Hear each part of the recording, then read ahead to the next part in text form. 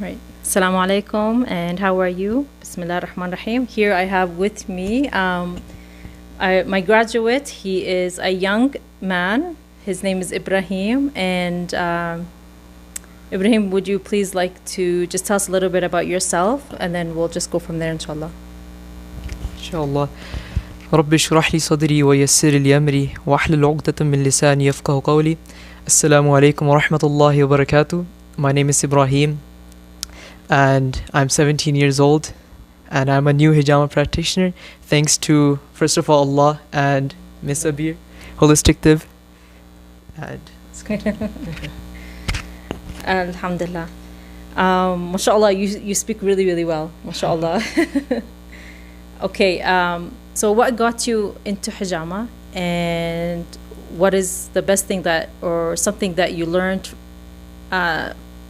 about hijama that was like just kind of blew you away, or was like, oh, I love this, or it's amazing? so just to introduce my journey, my mother actually has illness that causes a lot of pain, extreme pain in her body. So she has taken many medications, different types of medications. She hasn't felt that much of a relief from those. A little bit, it's like on and off, but it's not like a huge difference.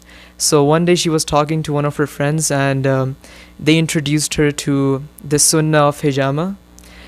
So then she contacted you, Jazakumullah khairan, for doing my mom's first sessions of hijama. And when she came back, she told me that she felt a huge change in her pain, you know, in her emotional well-being, in her physical well-being. So then I was like, you know, so many years of different medications, she hasn't felt that kind of a change. So I was like, I need to research this more, you know, this is such an interesting and amazing sunnah of Rasulullah sallallahu alaihi wasallam. So I researched into it, and I found out that this was a forgotten sunnah. People were removing this from their life. And I was like, no, I need to promote this because this is so amazing. Allah has put so much shifa in it, mashallah. So I was like, I need to promote this, revive this sunnah. And then I contacted you, and thanks to you for training me. And you're such a great teacher, a great counselor, a great advisor, a great mentor. Thank you so much for training me. Jazakumullah khairan. Okay, thank you so much for that. You know, you have been like such an easy student also. And mashallah, like he asks a lot of questions, and I love that. And I always tell like even my little daughter, like she asks like a ton of questions, and I'm like, you know what? Smart people ask a lot of questions. Like how? Because I'm asking, I don't know. I'm like, that's why, because you're thinking of something, and then so you ask the question to know the answer, right? And even if you don't know or no one knows, you go into research it and you try to find out the answer, right? So that's the best thing of being a learner in life and every day and everything, subhanallah. So how was the training altogether? And then you had to do like some case studies. So how was that process? So the best thing about this training is that you get the best teacher, a great mentor, a great counselor, I should say. Whenever I had questions about my clients, anything about hijama, I would ask Miss Abir, and she would happily answer me. She's so humble, mashallah. Jazakumullah khairan for answering my questions. And so she would always help me with her greatest potential, and I really appreciate that. So in this training, Miss Abir tells you to do 5 sessions or 5 case studies. So those comprise of 5 individuals that you do 3 sessions on. So one for the head, one for the legs, and one for the back. So that actually helps you. It's basically hands-on training. So it helps you gain some understanding of how to do the hijama. Because the first case study I did was on my father. Jazakumullah khairan to my father for supporting me in this journey and trusting me in doing hijama on him. He was actually my first client and my last. So on my test date, I did my test on him. So Jazakumullah khairan, may Allah bless him. So in my first session, I was actually quite nervous doing the cuts, scooping the blood and stuff like that. I felt like my fingers were shaking. I wasn't holding the blade right. But as I went through this training, my case studies, it really helped me, know my mistakes. For example, for the first few sessions, I would drop a little bit of blood, right? So I was really concerned about that. I asked many questions of how to fix this. And then I actually found out a great technique of, let's say there's no, tilt. You basically bring it to the side of the back and towards gravity, and then you scoop the blood. So I feel like when you make mistakes, you discover new techniques of improving yourself. So those 5 case studies are a big thumbs up. And overall, the training, I learned a lot from Miss Abir, from my peers, and she's always so helping. I really appreciate it. Jazakallah khairan. So now, going forward, I know you're still like a little young, like you're saying, you're 17 years old, and some people get intimidated, say when they see someone this young, want to perform hijama for them. So I believe, as I mentored him and trained him, he's fully capable, mashallah. Was really focused on learning and implementing the right steps and how to perform it well.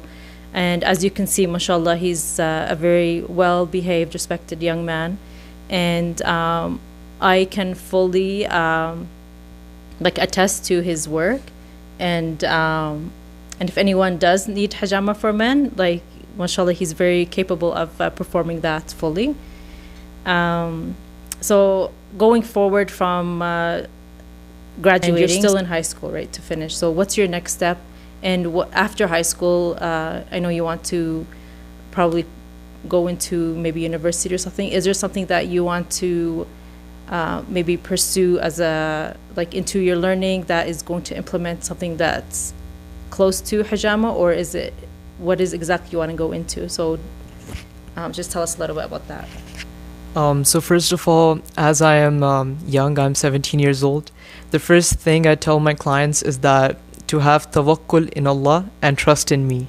So that, I think, helps my clients gain some confidence of doing hijama. And actually my plan is to pursue medicine in the future. So hijama was actually a field that was really close to medicine. So I was like, let's start with hijama, as it's based upon making superficial cuts. So it can help me in the future, inshallah, with more surgeries and inshallah. So make dua for me so I can get into medicine, inshallah. Inshallah. That's amazing, especially when you pair it up with, the prophetic medicine. That will be amazing. So inshallah, keep an eye out for Dr. Ibrahim, inshallah, in the future. Okay, and what advice would you give to anyone else that is looking to become maybe a hijama practitioner or is already studying it? What kind of advice would you give to someone that is probably even looking into something like this that they would think of going into? So first of all, I think the biggest benefit or advice I would give you is that, mashallah, you have such a good teacher to train you and ask questions. And second big thing I would talk about is that this is an amana of Rasulullah sallallahu alaihi wasallam. So promoting it, reviving it, let the sunnah go forth and don't stop it. So supporting the sunnah, that's a big reward in itself.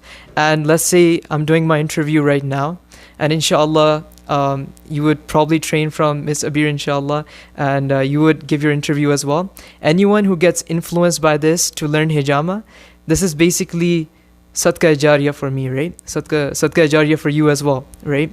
So anyone who trains to do hijama and then does it to people, and let's say they feel a big relief in their pain, they'll give you a lot of du'as for that. So that's basically flowing good deeds in your account. Nowadays, so back in the days in the Prophet's time, sallallahu alaihi wasallam, people used to follow the sunnah because it was sunnah, right? The Prophet did it, so I should do it too. But nowadays, it's kind of sad that people are leaving sunnah just because it's sunnah, right? It's not mandatory, it's just sunnah, right? Even though that's a big setback, as everything the Prophet did was really, really beneficial for all of the Muslims. So I think following this pathway of reviving the sunnah is really beneficial, as you're promoting a good thing, right? And inshallah, this will help you in this dunya and in the akhirah, inshallah. So this is my greatest advice. please learn, contact Holistic Tib, book your next training session right now, inshallah. He's advertising for me, mashallah. Okay, so how can people find you? And I know you started a new Instagram page, so that's great. So would you like to tell everyone what it's called, and if there are other ways that people can find you if they don't have Instagram? So I have an Instagram page. It's called Al Shifa Holistic Medicine. So please do follow it. I'm a new practitioner in Calgary, so please support. And you can also contact me through email. So my email is Ibrahim Ahmed Khan 500@gmail.com. So IbrahimAhmedKhan 500@gmail.com. And inshallah, book your next session now, inshallah. Oh, great. I'll also write those details for him. I'll also write these details in the description also, inshallah. And if you want to add your phone number, we can do that too, but that's going to be like up to you also. We can also add his phone number. Okay. So my phone number is 825-712-2322. All right. Jazakallah khairan so much for everything. Like, mashallah, very, very respected young man. And bless your journey and inshallah, your practice, inshallah, and everything you do in the future. And of course, I love that how everything that, especially nowadays, with the young men in our community, you hardly find anyone that is like stepping up and being the leader as Muslims, you know. And mashallah, like, this is something that you can inspire other like young kids to be like this, because there's a lot of young men that they're losing their way. And I'm very like glad that we have someone like you, and inshallah we probably have others, but we hardly see them. Inshallah, you guys are the leaders of this community and future generation, inshallah. So jazakallah khairan. Thank you so much for doing this interview with me. And if you have any last remarks to say. Sure. So my last remark would be to, promote this sunnah. This is a beautiful sunnah. Don't be scared of the sunnah. So when you do your hijama session, your first hijama session, you might not feel a change because it's new to your body, right? So that doesn't mean that you should stop, implementing hijama. When Prophet Rasulullah sallallahu alaihi wasallam, when he went on the journey of Miraj, every group of angel he would pass by, they would say that he should implement hijama. So that tells us the importance of hijama. And he would do hijama whenever he would have any distress, any pain in his body. Hijama has a lot of benefits, right? If you have any lung disease, digestive problems, urinary problems, emotional well-being problems, physical well-being problems, it has a lot of benefits. So don't get disheartened if you don't feel a change in your first session. I would recommend doing a full body detox. The main goal of hijama is to basically fix your blood circulation. And blood circulation basically brings in white blood cells, which helps solve many problems.